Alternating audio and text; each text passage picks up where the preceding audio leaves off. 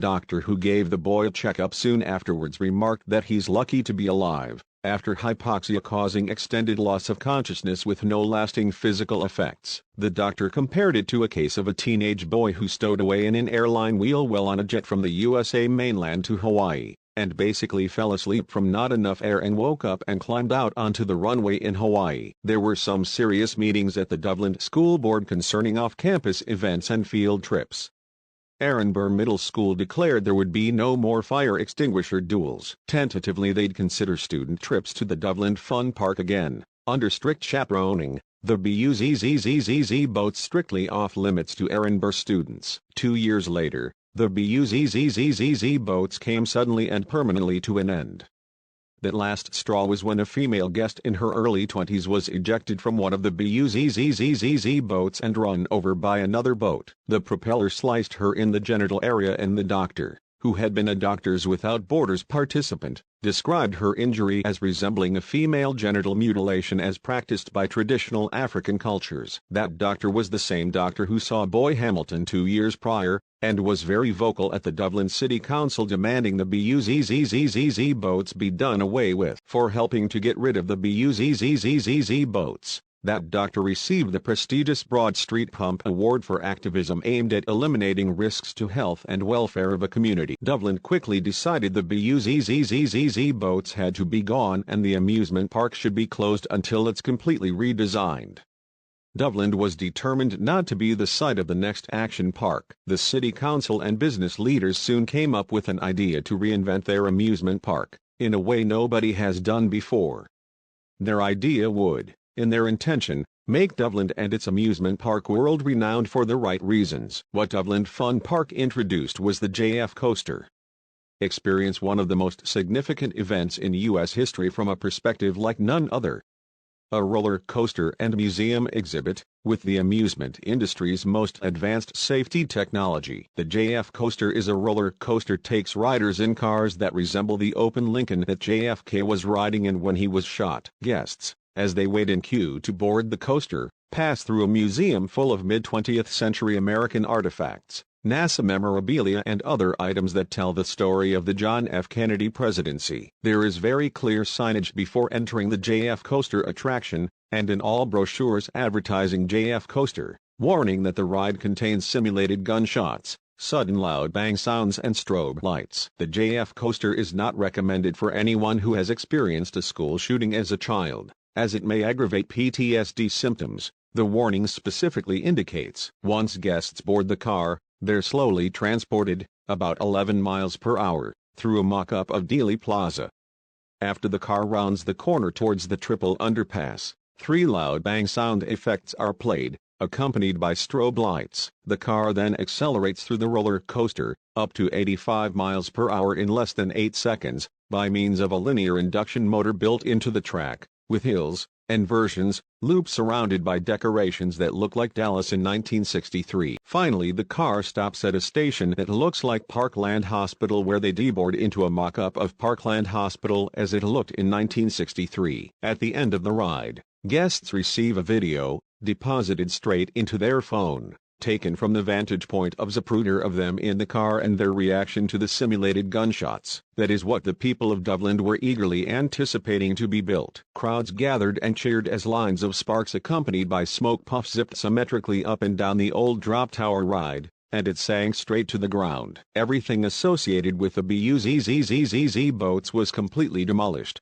all the material scrapped and metals harvested for their value. There was significant soil and groundwater pollution resulting from the years of operation of the gasoline-powered BUZZZZZ boats and exhaust and oil.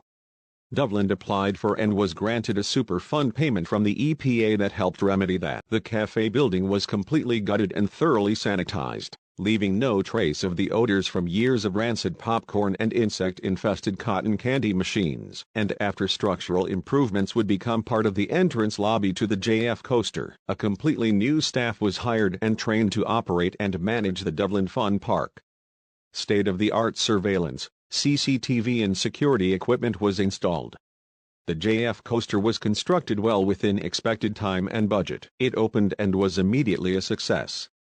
Doveland quickly gained nationwide and worldwide attention for its ability to create an experience that serves both as an amusement ride blended with historical education. Critics remarked that the JFKoaster feels surprisingly respectful to the somber nature of its subject, the assassination of a U.S. president, in the way it presents the experience. The educational aspect mixed with an amusement ride made the JFKoaster especially popular with school groups. Doveland Fun Park, when reopening with the introduction of the JFKoaster, hired about 100 carnies to operate and supervise all the rides, including the JFKoaster.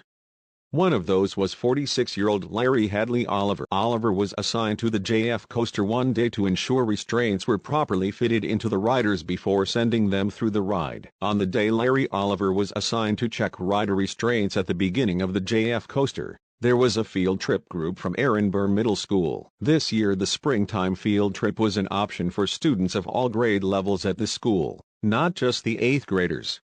The field trip was mostly 7th and 8th grade students, although it included some 5th and 6th graders. On the last ride cycle before Oliver was to take his lunch hour, one of the 6-seat cars, designed to resemble the stretch Lincoln carrying President JFK, Texas Governor John Connally and their wives Jackie and Nellie, and 2 Secret Service agents in the front row, was boarded by 6 students from Ehrenberg Middle School. In the right rear seat was Hafsa Abdi, a Muslim Somali girl age 11, wearing a dark blue dress and a bright orange hijab, and gray tennis shoes. In addition to her dress being very long and flowing, her hijab was also very large and draped below her waist. Next to her in the left rear seat was Julie Kerrigan, a white girl aged 10, brunette, wearing a pink crop top and very short pink running shorts and athletic shoes. In the center right seat was Sarah Hassan, Muslim Somali girl aged 12, wearing a maroon blouse with ruffled elbow-length sleeves, khaki beige long pants and black sneakers. She was wearing a light blue hijab that surrounded her face and covered her entire head, but was shorter than Hafsa's. In the center left seat was a blonde white girl named Natalie Colbert, age 11, wearing tightly rolled up short jean shorts, Teva sandals, and an aqua blue t-shirt with a picture of a cupcake and the phrase "Sweet Dreams." In the front row were 2 white boys, both age 13, Scott Meyer in the front right seat, and Braden Wilson in the left. Both were wearing Ehrenberg Middle School soccer uniforms consisting of shiny jerseys, shorts that bare most of the thighs, knee socks and athletic shoes. The control panel displayed a message that the riders were not properly secured in the car and the ride would not start until he manually inspected. The seats have lap belts that must be fastened, and over-the-shoulder harnesses that do not lower until the seat belts are fastened correctly. It is required that the carney on duty check visually and if necessary by hand before starting the ride. Oliver looked into the car and couldn't see whether Hafsa's seat belt was fastened. He motioned her to move her hijab so he could see. She giggled and slightly moved her clothes, with body language beckoning him to reach in and check her seat belt. He bumped against her as he adjusted her seat belt. She snuggled the right side of her head against him affectionately as he did that. Looking into the seat beside Hafsa, he could visually see that Julie had her seat belt properly fastened and he wouldn't have to use his hands there. In the center seat, Sarah's hijab partially blocked the view of the seat belt, requiring Oliver to ask to reach and verify it. He adjusted Sarah's restraints, slightly brushing against her legs and chest as he did so. She grinned excitedly. Natalie, in the seat next to Sarah, visibly had her restraints fastened correctly. Both boys in the front seat pointed towards their seat belts and indicated, and Oliver quickly confirmed visually, they both were correctly seat belted in. The control screen now displayed a message saying the ride could be started, and a green Start Ride button appeared. Larry Oliver pushed the button, the over-the-shoulder restraints applied, and the car holding the 6 students began its journey towards the simulation of 1963 Dallas. Oliver was then supposed to take a 1-hour lunch break, per schedule. He acknowledged another carney taking the controls, and left the JFKoaster boarding platform. The Doveland Fun Park has 2 types of autonomous people mover vehicles that shuttle guests and employees throughout the park. There's a fixed route system that consists of small buses that stop at established locations. There's also a fleet of autonomous golf cart-like vehicles that can be summoned by phone app and directed to take riders anywhere in the park. There's paved ground wide enough to fit those carts. The surveillance cameras monitoring the loading area of the JFKoaster, while analyzing recent imagery, detected an increase in the odds that some inappropriate touching occurred. It was not enough to trigger an alert to security staff, just enough to cause the AI-powered video analytics to pay more attention to Oliver and his patterns and search other sources for metadata where evidence of inappropriate behavior could be gleaned. Oliver boarded one of the fixed-route autonomous buses, knowing one of its stops is the employee break building. The bus experienced a technical issue at the next stop and would not go further, and Oliver exited along with the several other bus passengers. He summoned one of the carts and selected the employee break building as where he wanted to go. While Hafsa, Sarah, Julie, Natalie, Scott and Braden were riding slowly into the simulated Dealey Plaza, Natalie turned and looked at Hafsa in the row behind her and said, "I think that Carney likes you." Hafsa agreed with bubbly excitement. Microphones in the car transcribed that exchange and the AI system added that to the metadata accompanying the CCTV imagery. Immediately after that was the simulated 3 shots and the acceleration of the car to 85 miles per hour, with everyone screaming and cheering with thrill. Julie leaned and reached over and behind Hafsa, apparently concerned her long hijab might be blown out of the back of the car. And that's what was on their Zapruder View video souvenir. Oliver was dropped off by the shuttle cart at the employee break building. He entered just long enough to fetch the lunch he'd brought from home. He went outside, headed towards a flower garden in a part of the Doveland Fun Park that's away from the rides and has benches.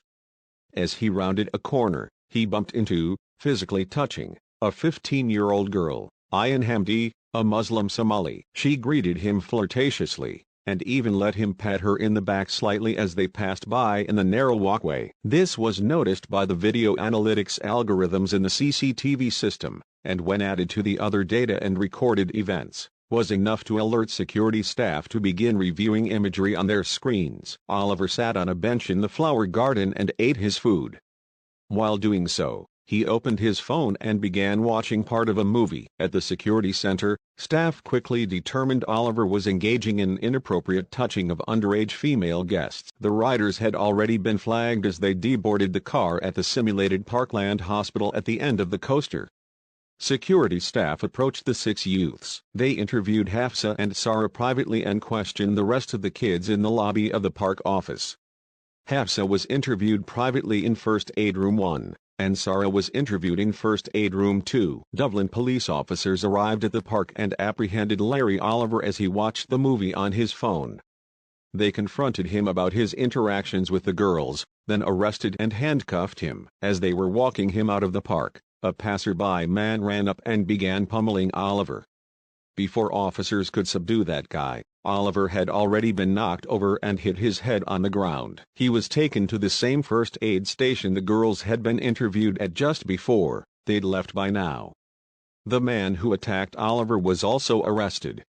It turns out he was another park employee, the manager of Doveland Fun Park's new food cafe.